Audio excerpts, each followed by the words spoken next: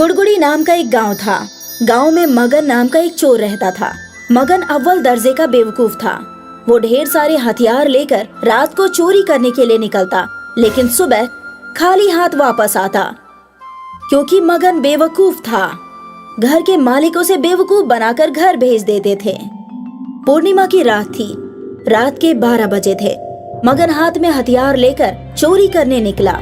एक बड़े घर के सामने आया और घर के पिछवाड़े आकर पीछे वाली दीवार को तोड़ने लगा। आवाज होने की वजह से अपनी आराम गाह में सोया सेठ जाग गया और समझ गया कि मगन आया है।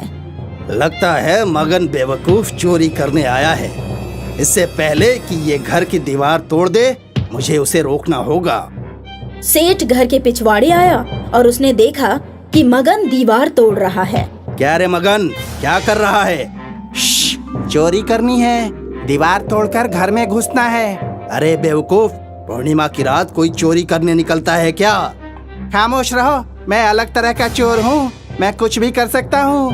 बाकी चोर डरपोक होते हैं, मुझे उनके जैसा ना समझो। मुझे मेरा काम करने दो। मगन की बात सुनकर सेठ सोचने लगा, चलो, ये अब अपने जाल में फंस गया है। आखिरी चाल चलता हूँ और अपनी आरामगाह में जाकर सो जाता हूँ। फिर सेठ ने मगन से कहा, अगर तू कुछ भी कर सकता है और तू बाकी चोरों से अलग है, तो ये साबित करके दिखा। उसके लिए क्या करना होगा मुझे? बाकी चोर धन दौलत चुराते हैं, तू ना चांद को चुरा कर दिखा।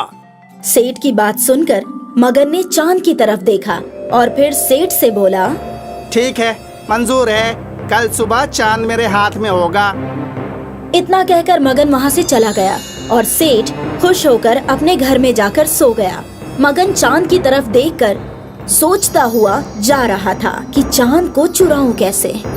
सब मुझे बेवकूफ समझते हैं, लेकिन मैं बेवकूफ हूँ नहीं। चांद चुरा कर जब मैं अपनी अकल का सबूत दूंगा तो सेठ की शक्ल देखने लायक होगी।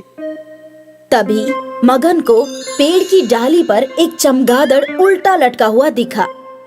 चमगादड़ों के नाखून की पकड़ इतनी मजबूत होती है कि उन्हें ट्रक से भी खींचा जाए तो भी नहीं छोड़ती। चांद की चोरी में चमगादड़ भी भागीदार होंगे। मगन ने चमगादड़ को डाली से उतारकर अपने झोले में रख लिया।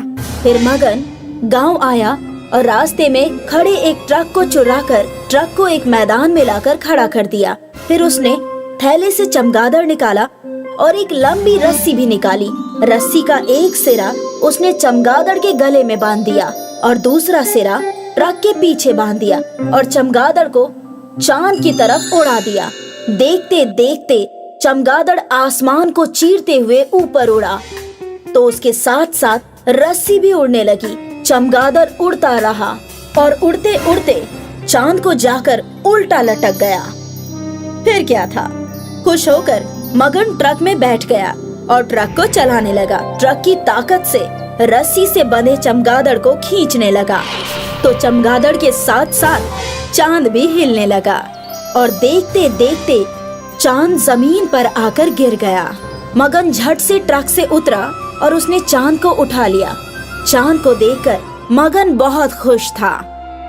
चांद चोर चमगादड़, बहुत बहुत शुक्रिया। अब आप जा सकते हैं। मगन ने चमगादड़ को रस्सी से आजाद किया और उड़ा दिया। दूसरे दिन हाथों में चांद लेकर मगन सेठ के घर की तरफ निकला। मगन के हाथों में चांद देखकर लोग हैरान हो गए। मगन ने सेठ को चांद दिखाया तो सेठ भी हैरान होकर सोचने लगा, लंगूर के हाथ में अंगूर सुना था, लेकिन लंगूर के हाथ में चांद? इस चांद की जगह लंगूर के हाथ में नहीं, मेरे हाथ में है। मैं इसे हथिया कर ही रहूंगा। और फिर सेठ ने कहा, अरे वाह वाह मगन, तुम्हारी अकल और सूझबूझ की दाद देता हूँ। अब चोरी चकारी छोड़ो और एक म्यूजियम खोल लो। लोग चांद देखने आएंगे तो मोटी कमाई होगी। फिर क्या था, मगन ने म्यूजियम खोला और कांच की पेटी में चांद को रख दिया। दूर दूर से लोग चांद के दीदार करने के लिए आते थे और मगन की तगड़ी कमाई होने लगी। लेकिन ये ज्यादा दिन नहीं चला। चांद दिन ब दिन छोटा होता चला गया और अमावस की रात में चांद गायब हो गया। ये देखकर मगन रोने लगा। या खुदा, इतनी मेहनत से चांद चुराया था और चांद गायब हो गया। मैं बर्बाद हो गया। मगन जोर जोर से रोने लगा। तभी सेठ वहाँ आए और बोले, बहुत बुरा हुआ मगन, तुम तो बर्बाद हो गए। अब क्या करोगे? आप ही बताइए क्या करूं? ये म्यूजियम तुम मुझे बेच दो। हाँ खरीद लो, चांद तो चला गया, अब मुझे इसकी क्या जरूरत, खरीद लो। और फिर सेठ ने चंद रुपए देकर म्यूजियम खरीद लिया और मगन चला गया। कुछ दिन बीते, अमावस का असर खत्म हुआ और पूर्णिमा आने लगी। आहिस्ता आहिस्ता चांद बढ़ने लगा और लोग फिर से चांद देखने आने लगे। इस तरह सेठ मोटी कमाई करने लगा और बेवकूफ मगन फिर से घरों के पिछवाड़े जाकर दीवार तोड़ने लगा। ताजपुर नाम के कस्बे में मनोहर और दिलीप नाम के दो आदमी रहते थे। वो दोनों चोरी चकारी करके अपना गुजारा करते थे। एक दफा मनोहर और दिलीप एक मंदिर के सामने खड़े थे कि तभी उनके पास एक कार आकर रुकी। उस कार में से एक साधु और उसके शागिर्द उतरे।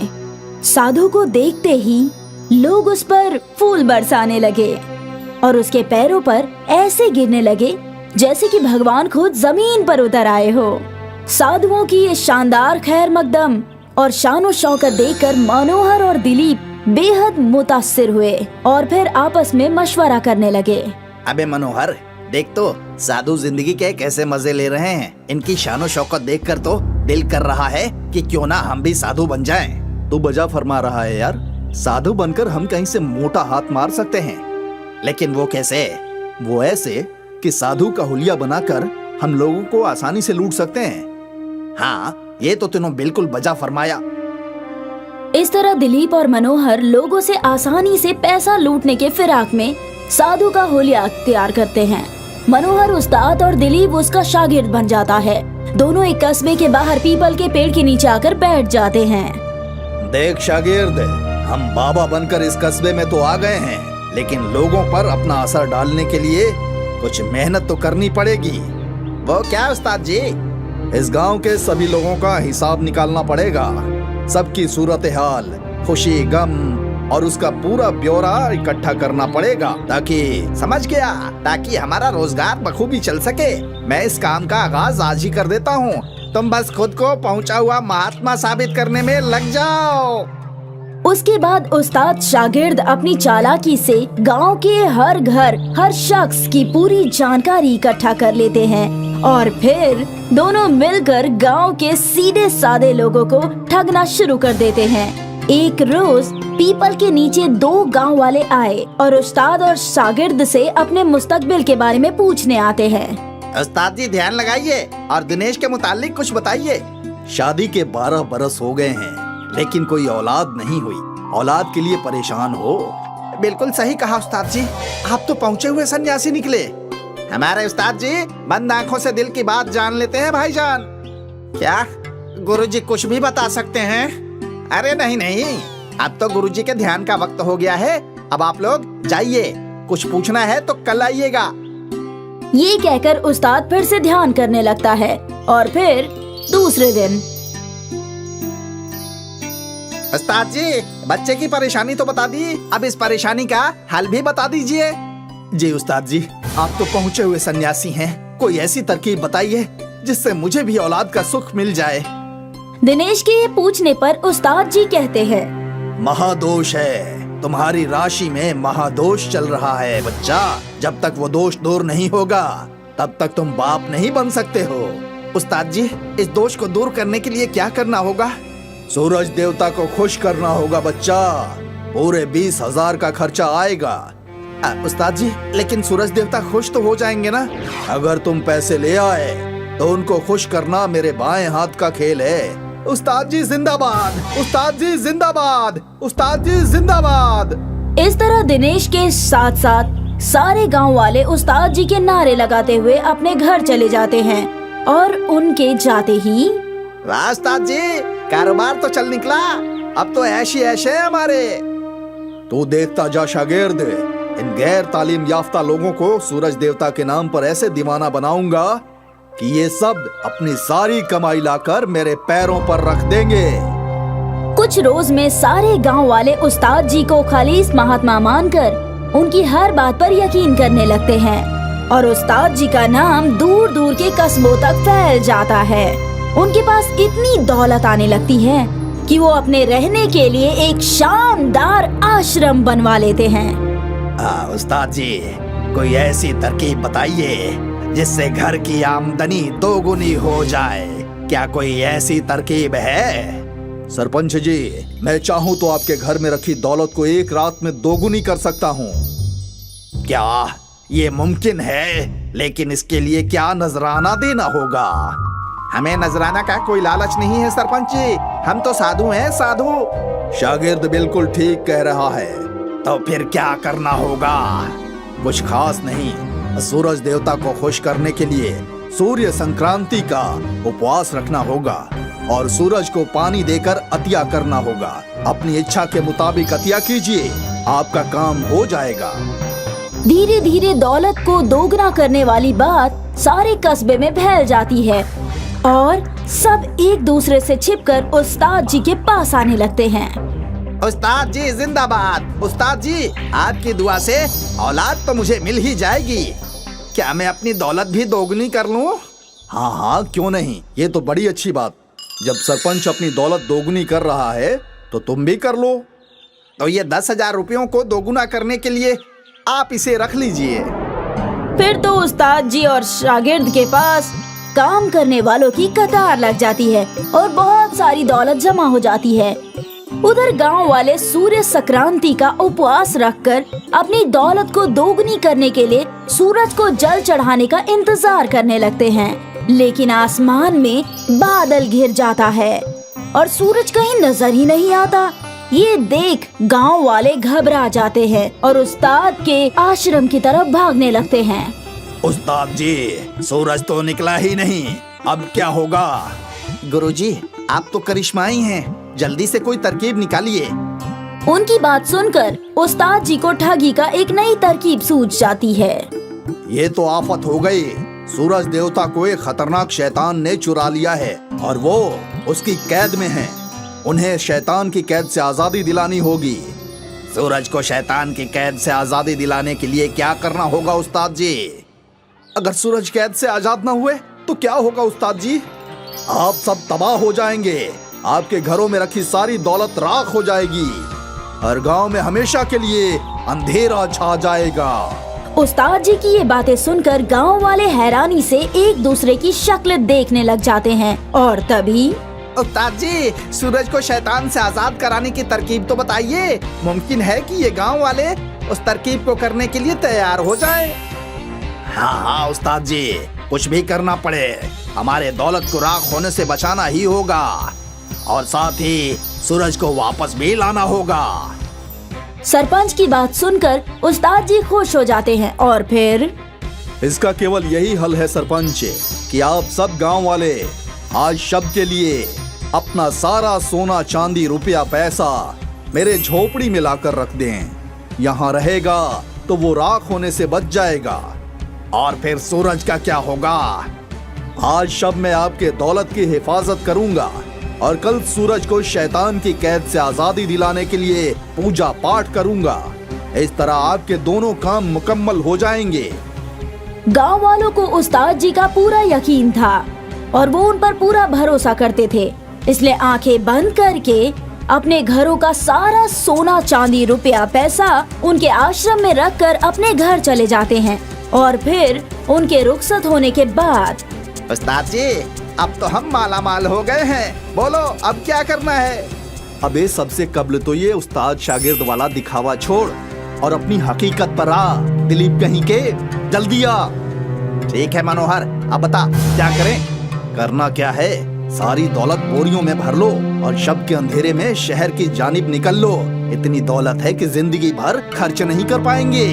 इस तरह उस्ताद शागिर्द दोनों अपनी असलियत पर आ जाते हैं और फिर गांव वालों की सारी दौलत समेटकर शहर की जानिब निकलने की तैयारी करते हैं। लेकिन दिनेश उनकी ये सारी गुफ्तगू सुन लेता है और जाकर सरपंच को बता देता है। तो ये उस्ताद शागिर्द ठग हैं, मनोहर और दिलीप नाम के ठग। वो हम गांव वालों को कंगाल करके भागना चाहते थे। बिल्कुल सही सरपंच जी। तो चलो इन्हें कैद खाने की सैर कराने की बारी आ गई है। ये कहकर सरपंच के साथ सभी गांव वाले उन्हें आश्रम से फरार होने से कब्ल ही काबू में कर लेते हैं और उनकी अच्छे से खबर लेते हैं। वो दोनों अपनी असलियत कबूल कर लेते हैं और फिर सुबह होते ही बाकी रोज की तरह सूरज भी बादलों को चीर कर झांकने लगता है। सूरज को देखकर गांव वाले बेहद खुश हो जाते हैं और दिलीप और मनोहर को पुलिस के हवाले कर देते हैं। जग्गा 1 नंबर का धूर्त मक्कार बहरूपिया था।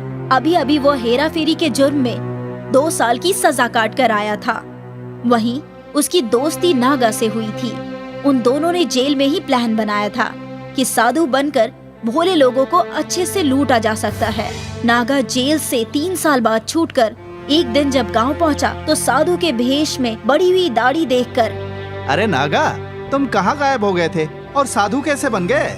मैं 3 साल उत्तराखंड के पहाड़ों और जंगलों में घूमा। वहीं पर मेरी मुलाकात बाबा जगन्नाथ और जग्गा बाबा से हुई। ये करिश्माई बाबा हैं। फाइल माजी जमाने हाल, फाइल मुस्तकबिल के जानकार हैं। क्या सचमुच इतने बड़े बाबा हैं?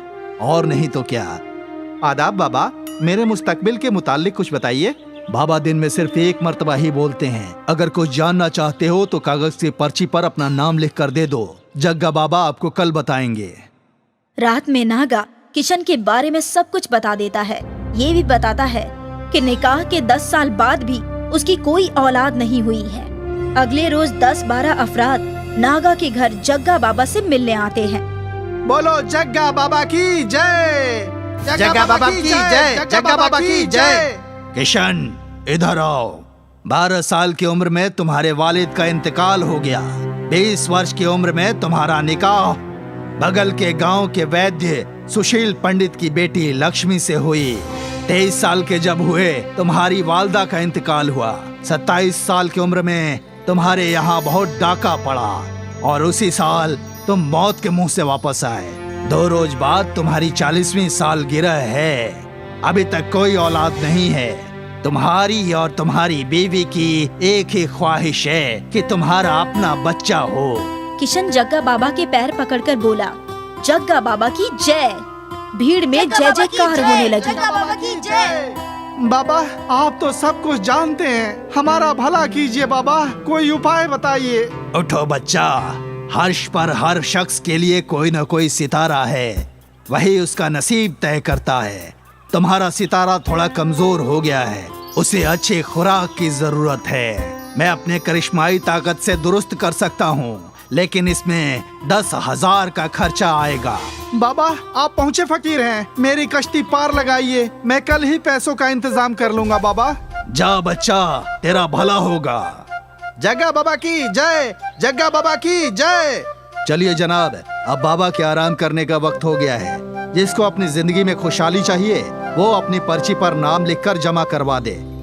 सभी लोग अपनी अपनी पर्ची जमा करा देते हैं। उधर कल रात ही नागा ने जग्गा को किशन के बारे में तमाम जानकारी दे दी थी। उसी कारण सभी के सामने आज जग्गा ने रंग जमाया। पूरे गांव में ये बात जंगल में आग की तरह फैल गई कि जग्गा बाबा के पास दिव्य शक्ति है। गांव से सभी के यहाँ से फल, दूध, दही, सब्जी, पकवान, पैसे इत्यादि कुछ न कुछ जग्गा बाबा के पास आने लगे। नागा के घर का आंगन भर गया। जग्गा बाबा की जय, जग्गा बाबा की जय। सेठ जी, बाबा भाई किसी से मुलाकात नहीं करेंगे, ये उनके आराम करने का वक्त है। अरे बेटा नागा, तुम तो मेरे बेटे जैसे हो। तुम्हारे वालिद मेरे यहाँ काम किया करते थे। एक मर्तबा बाबा से मिलवा दो, बस मैं चला जाऊंगा फिर। देखिए सेठ जी, मैं सिर्फ बाबा के हुक्म की तामीर करता हूँ। आप एक पर्ची पर अपना नाम लिख कर दे दीजिए और आपका नंबर 2 दिन बाद आएगा, तब बाबा से मुलाकात कर लीजिएगा। 150 अफराद के बाद आपका नंबर आएगा। बाबा के दरबार में ना कोई बड़ा है और ना कोई छोटा है। ठीक है बेटा, मैं 2 रोज बाद ही बाबा से मिलने आ जाऊंगा। ये कुछ सामान लेकर आया था बाबा के लिए, पलंग, गद्दा, सोफा, चादर वगैरह वगैरह। इसे कहाँ रखवा दूं? और कुछ खिदमत हो तो बताना। ठीक है, वैसे तो बाबा को किसी चीज की ख्वाहिश नहीं, लेकिन अगर आप कुछ देना ही चाहते हैं तो नदी के किनारे एक बड़ा सा कुटिया बनवा दीजिए, क्योंकि लोगों को मिलने के लिए मेरा घर छोटा पड़ रहा है। बेटा, तुम कहो तो बाबा हमारी हवेली में रह सकते हैं, लेकिन अगर बाबा को एकांत चाहिए तो नदी किनारे आज ही मैं कुटिया बनवा देता हूँ। लेकिन बाबा से कहकर मेरे नाम के जो सितारे हैं आकाश में, उसको दुरुस्त करवा दो बेटा। ठीक है सेठ जी, लेकिन उसे दुरुस्त करने में 20 लाख रुपए लगेंगे, सोच लीजिए। ठीक है बेटा, मैं आज शाम को करोड़ी मल से पैसे भिजवा देता हूँ। देर रात तक नागा के घर लोगों का तांता लगा रहता है। नागा और जग्गा मिलकर 4 बजे सुबह तक पैसे गिनते हैं। पूरे 32 लाख होती है। दोनों एक दिन की कमाई 32 लाख होने पर उछल जाते हैं। इस तरह तो जल्द ही हम लोग दुनिया के सबसे अमीर बन जाएंगे। हाँ भाई, इससे बेहतर और कोई कारोबार नहीं है। सुबह से ही लोगों का तांता लगा हुआ था। जग्गा बाबा के पास नागा ने पर्ची वाले सभी लोगों के बारे में जग्गा को बता रखा था। जग्गा ने एक एक करके सभी के बारे में बताया। सभी लोग अपने बारे में बाबा के मुंह से सुनकर ताज्जुब हो रहे थे और बाबा की जय जयकार हो रही थी।